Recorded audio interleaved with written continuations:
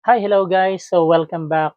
It's another day. In today's video, isa na naman pong loan application po or loan apps ang bibigyan po natin ng personal review. So itong si OLP under ng Online Pilipinas Financing ay makikita niyo po sa Play Store. Pwede niyo po siyang i-download sa phone niyo. And itong si OLP ay mayroong 4.5 reviews, star reviews, around 755K na nag-submit ng review. Not bad for an online loan application apps kasi yun naman yung usual. And then nasa 1 million plus na rin po yung downloads niya. So guys, doon sa mga naghahanap ng mga mauutangan na walang masyadong cheche-boreche, and walang masyadong requirements na hinahanap. Kung ikaw ay employed or unemployed, pwede po kayo mag-apply as long as na 18 years old and above kayo sa local Filipino citizens. And meron kayong one valid ID or government ID. So papakita natin po dyan yung mga required na ID na ano nila na tinatanggap. And then dito po si OLP nag-o-offer siya ng 1,000 to 7,000 pesos doon sa first time borrower. So ang maganda rito is zero interest po yung ano sinasabi niya rito na walang interest pa doon sa mga first time borrower. So na-entice din tayo. So guys, paano nga ba mag-apply dito kay OLP? So unang-una po dapat 18 years and older kayo and above sa Filipino citizen, and then employed or unemployed okay lang po.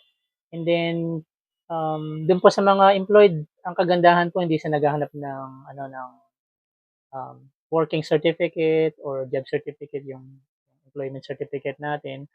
Hindi rin siya naghahanap ng mga income documents like payslip or mga billing documents. So, yun lang kagandahan. And then, hindi po rin siya nagre-require ng ng phone number ng company niyo po. So, if you cannot be able to provide a phone number from your company, yun ang kagandahan po. Walang masyadong cheche-boreche. And totoo po na mabilis po yung application din. Sabi niya dun sa apps niya, within 3 minutes. Actually, it's true kasi sobrang bilis nga po. Ang nagandahan po, ang nagustuhan ko rito kay OLP, napakasimple po ng application, mabilis, wala pong masyadong cheche-boreche, and kailangan niyo lang po ilagay yung name niyo, ang requirements lang po niya yung home address, dapat telephone number niyo, and then one reference person lang po. So, ibigay niyo lang po yung number, hindi rin naman nila kailangan yung person's name, phone number lang nung person na nire-refer niyo. So, sobrang bilis po, and mamimilang po lang kayo dun sa grid, papakita niya. So, nakalagay kasi dun up to 20,000. So, i-click niyo lang po yung i-guide niyo lang po yung grid. Ako, sinubukan ko lang tong 1,000 pesos para maipakita natin kung legit nga itong ano na to, yung loan apps na ito. Doon sa disbursement po, may dalawang option po kayo. It's either e-wallet like yung GCash or bank account. So, sabi niya ron, kapag bank account, mas malaki yung chances na ma-approve kayo. Pero ako ang ginamit ko kasi GCash, usually yun naman ang ginagamit ko rin. So, ginilagay ko lang yung GCash. Pero mabilis naman siya kahit GCash eh. Instant po.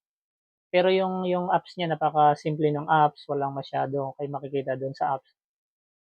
Later po, papakita rin po natin kung paano magbayad. Kasi nung in-apply ko po siya, hindi ko makita kung kailan yung due date niya, so hindi niyo po makikita ron. And then, ang medyo nawi-weirduhan lang ako is wala kasi yung breakdown na tinatawag na 'di ba bago po kayo mag-apply or mag-approve, papakita niya yung kumbaga yung breakdown ng mga charges, kung mayroon man charges, kailan yung due date, parang gano'n po. Dito po kasi 'pag clinic niyo na po agad yun, pasok na agad yun sa ano niyo, sa account niyo. So, hindi niyo nakita kung ano talaga yung actual charges, and hindi niyo agad makikita kung kailan yung due date niyo, kung kailan niyo babayaran. So, bibigay na kaagad nila yung pera sa iyo. I'm not so positive po dun sa second loan kasi this is first loan eh.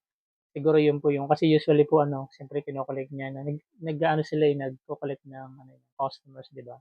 So, para ma-catch nila yung attention ng customer.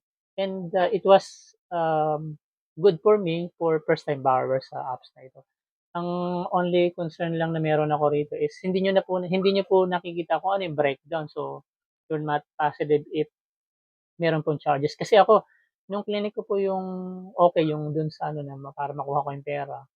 So, automatic na pumasok agad dun sa ano ko pero walang breakdown. Tapos binalikan ko yung apps, wala naman dun sinasabi na kailan mo daw bayaran, ano yung charges. So, nung na-receive ko po yung pera ko na in-apply ko na ₱1,000, sinubukan ko lang kasi, ₱955 na lang po yung pumasok sa ano ko, sa GCash ko. So, that means mayroong ₱45 na charges siya.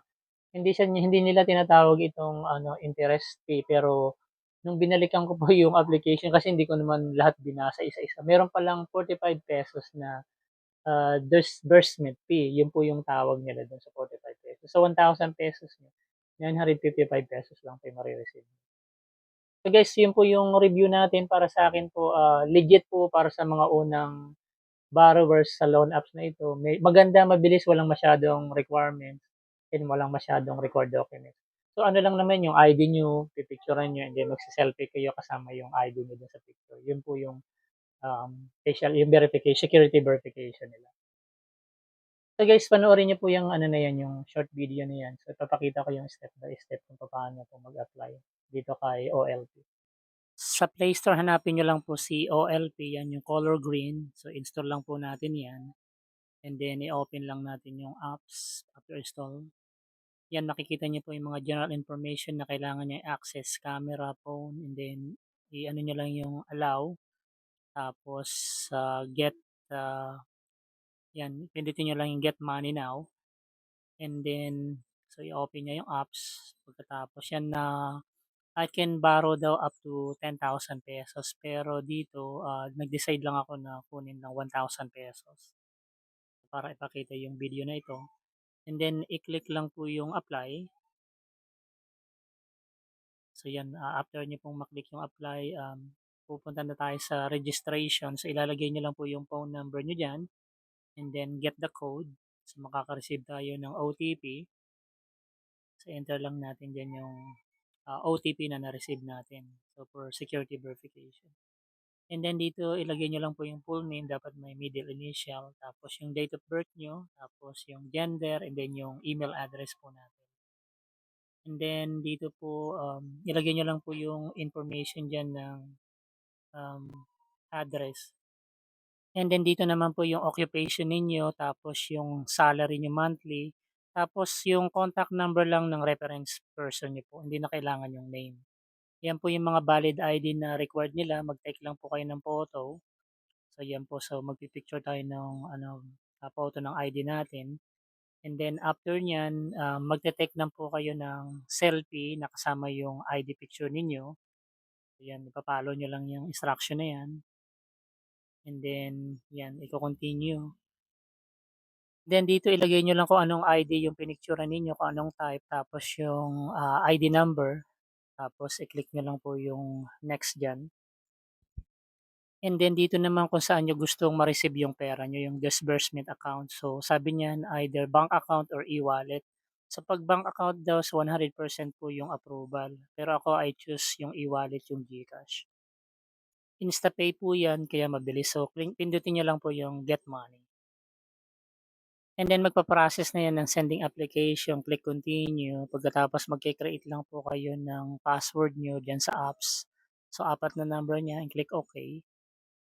Dito sa part na 'to, skip niyo lang po 'yan, pagkatapos makaka-receive na kayo ng congratulation na nakuha niyo na po yung ₱1,000. And 'yun, nakita ko na sa GCash ko na naka-receive ako ng ₱955. So meron pa lang siyang charges na ₱45, which is tinatawag niya itong, disbursement fee. And guys, dun nga pala sa mga hindi pa naka-subscribe sa channel natin, huwag niyo pong kalimutan mag-subscribe diyan sa baba, and then i-click niyo na rin po yung bell notification para updated kayo sa mga bagong video na ilalabas natin. And once again guys, marami pong salamat sa patuloy na pagsubaybay sa mga ina-upload nating video, and hope to see you next time.